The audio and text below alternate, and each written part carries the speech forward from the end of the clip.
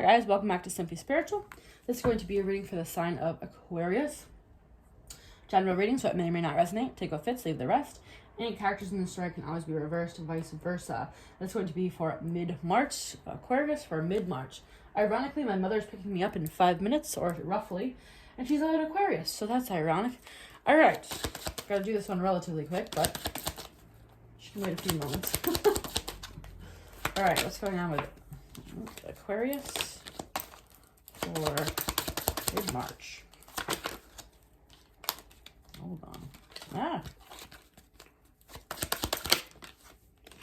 Too many. One at a time. There we go. Lily, established, ambition, experience, development, achievement. Raccoon, problem solver. The dolphins. Peace, harmony, joy. Waterfall, flood of emotions.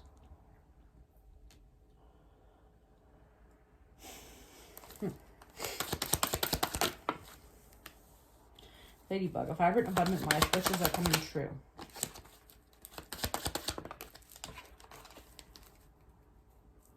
Alright, let's use a different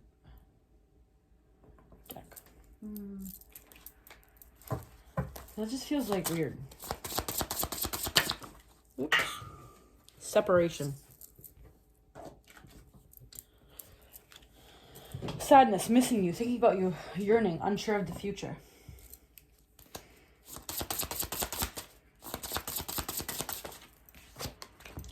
Girl with a snake. Empath and narcissist paradigm. Being charmed or used, enable boundaries. This is all over the place. Like, Mom, what are you doing? Stabbed in the back. Heartbreak, pain, separation, deception, shocking attack.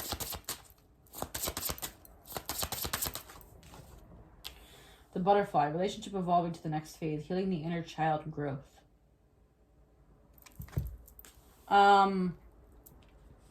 Something ends, right? Both these cards say separation.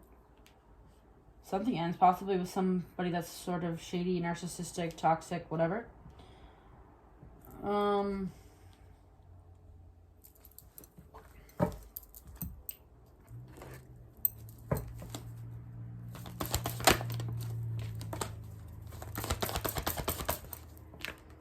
Deception. Someone's wearing a false self-mask in this relationship. Forgiving and learning. Something hurt here. As you release and heal the past, you experience more love in your present moments. What is this deception? Some sort of man was being deceptive. They may be a narcissistic type of person.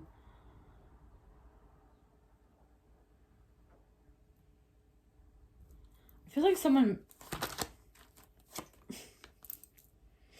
Snake, deception, jealousy, betrayal, backstab, stabbed in the back, toxic, silent treatment, seduction, sexuality. Someone that appeared to be a good person does not feel like a good person, is what I'm going to say here. And it's like, it's going to like dig, it's going to hurt bad. Forgiving and learning, you're going to have to forgive and learn and move on. Lifting the veil. Wow. Questioning everything. Anything unaligned must go. This could be about spiritual awakening, right?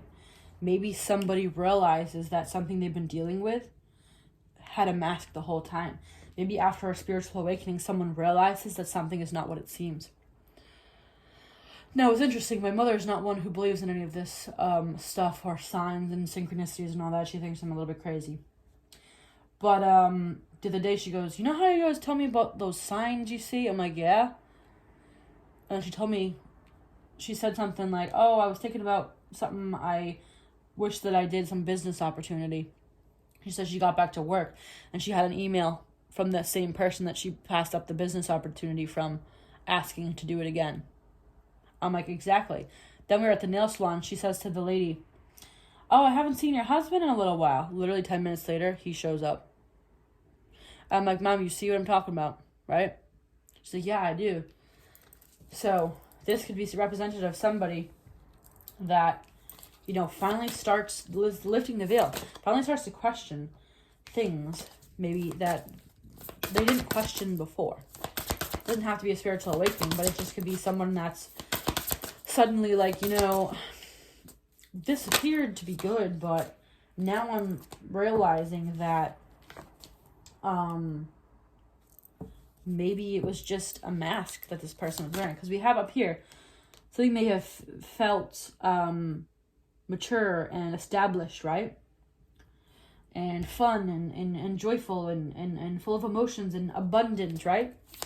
But then it feels like lifting the veil and realizing that whatever you thought was so joyous is not.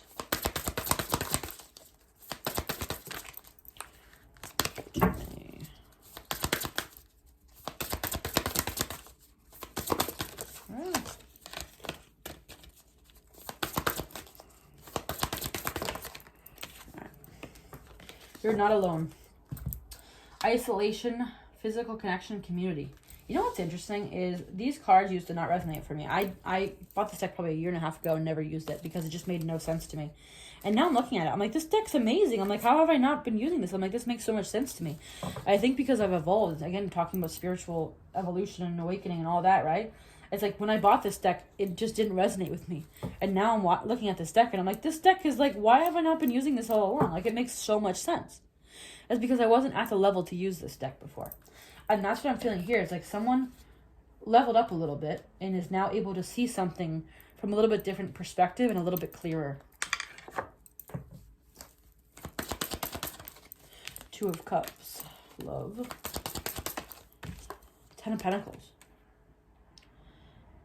Remember this, like, talks about longevity. This would represent that, right?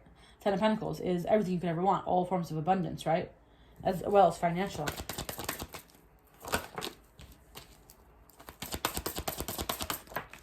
Five of Pentacles left in the cold. I knew this was going to switch.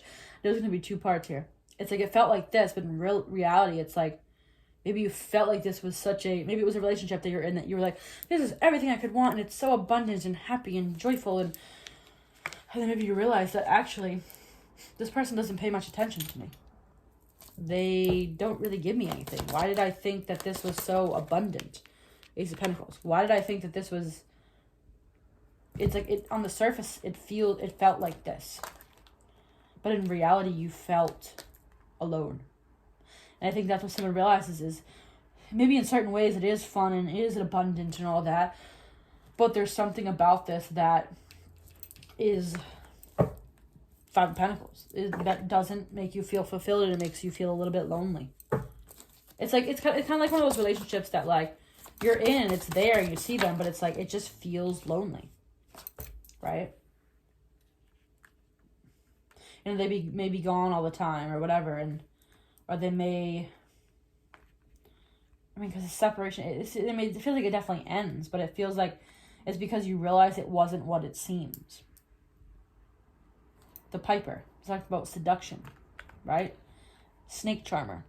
On the surface, it feels like it's wonderful and charming and alluring and great, right? Oh, God. I just breathed in my spit. Is that symbolic? Wow. Woo. Sorry. All right. Whew. The surface appears to be charming. Right? Magnetic. But behind the mask... God, I'm sorry. Jeez. Right? Because we have deception and lifting the veil. Under this veil, under this mask, under the seduction factor and the charm of it, and the maybe it is abundant. Maybe it's somebody that, you know, buys you nice things and all this. You're like, oh, well, this is a great relationship because they... buy me all these things and take me on all these trips and whatever, but the reality is the actual relationship makes you feel like Five of Pentacles. You know?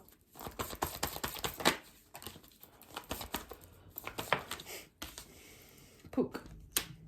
Shape-shifting paradox. It's like that's what this feels. It's like something, it's not what it seems. It's not what it appeared to be. Oh, my stomach growled. I'm hungry. Yeah, something is masked. It's like this thing that feels like this Ten of Pentacles is actually not this. It's a mask. It's masked by probably some forms of abundance, right? Some forms of show or money or fame or anything like that. It's like, I don't know, gifts. I just feel like something is masked and someone finally realizes that it's not, this relationship is not what it seemed in the beginning. Alright guys, hopefully this was helpful. If it was, give me a thumbs up in this video and subscribe to keep me notified when I post future videos. If you'd like to follow me on Instagram, you can follow me at It's Simply Sharon, and I'll see you guys next time. Bye.